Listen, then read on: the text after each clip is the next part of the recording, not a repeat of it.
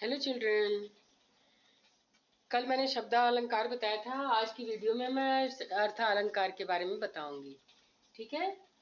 अर्थालंकार जिसमें अर्थ में चमत्कार हो उसको अर्थालंकार कहते हैं। ठीक है। तो ये अर्थालंकार जो है यहाँ पे आपके कोर्स में 3 प्रकार के हैं। उत्प्रेक्षालंकार, अतिशयोक्ति अलंकार और मानवीकरण। ठीक है। अब इसमें देखिए, उत्प्रेक्षालंकार जहां उपमेय में उपमान की संभावना या कल्पना की जाए। उपमेय क्या होता है? व्यक्ति खुद। उपमान क्या है? जिसकी उपमा दी जा रही है। ठीक है। वहां पर उत्प्रेक्षालंकार होता है। तो इन शब्दों के प्रयोग से हम इसको पहचान सकते हैं। जहां पर भी देखो, मनु, मानो, मनहु, जनु, जानो, जनहु, इस तरह के शब्द अगर उपयोग हो तो यहाँ पर उत्प्रेक्षा होगा।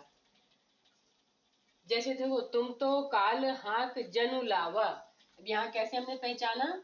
जनु लावा, बार बार मोही लागी बुलावा।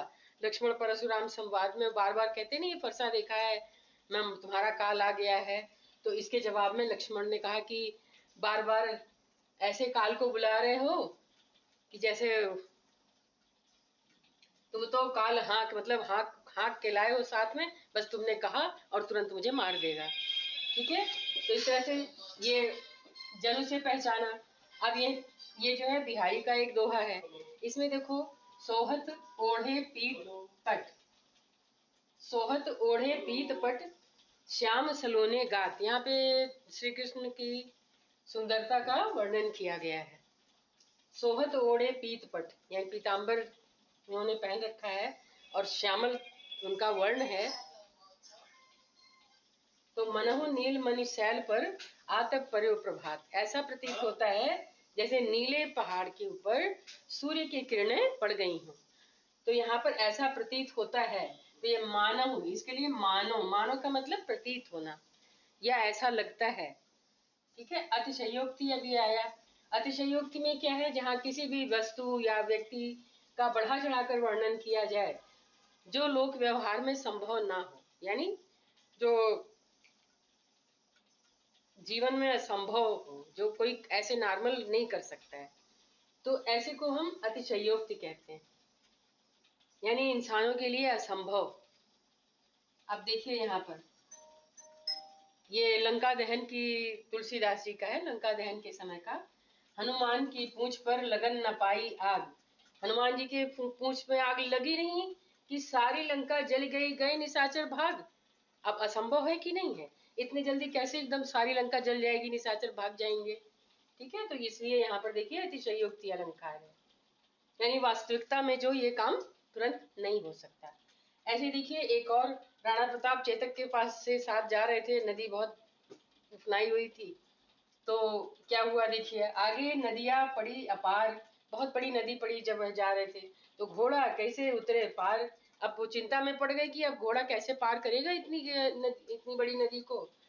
राणा ने सोचा इस पार, उन्होंने अभी सोचा ही था कि घोड़ा उस पार पहुंच गया। ठीक है। तो इस तरह से ये अब ये तीसरा है मानवीकरण, जहाँ काव्य में प्रकृति की वस्तुओं में मानवीकरण किया जाए, यानी मानवीय हाव भाव व्यवहार को दिखाया जाए। तो वहां पे मानवीयकरण अलंकार होता है। जैसे मेघ आए बड़े बन ठन के सवर के। अब बन ठन के सवरता कौन है? मानव सवरता है, मनुष्य। तो इसलिए यहाँ पर मानवीकरण किया गया है। जैसे देखिए, देवसावसान का समय, मेघ आसमान में उतर रही है, वह संध्या सुंदरी परी सी धीरे धीरे। यहाँ पे संध्या सुंदरी कविता से लिया गया है। इसमें देखिए, संध्या को क्या बना दिया? सुंदरी बना दिया कि अब दिन का समाप्ति का समय हो गया है और समय मेघ आसमान में। अब क्या कर रही है? मेघ और आसमान के बीच से होते हुए संध्या धीरे धीरे उतर रही है, यानी संध्या हो रही है। अब ये आपका अलंकार टॉपिक यहीं पर समाप्त होता है। अब मैंने ये 10th क्लास का पूरा कोर्स कंप्लीट कर दिया, ग्रामर का पोर्शन। ठीक है। अगर आपको कुछ पूछना हो तो आप मैसेज कर सकते हैं। ठीक है। और सब्सक्राइब करिए हमारे चैनल अल्फा ट्यूटोरियल्स ऑफिशियल। तब तक के लिए टेक केयर, धन्यवाद, बाय बाय।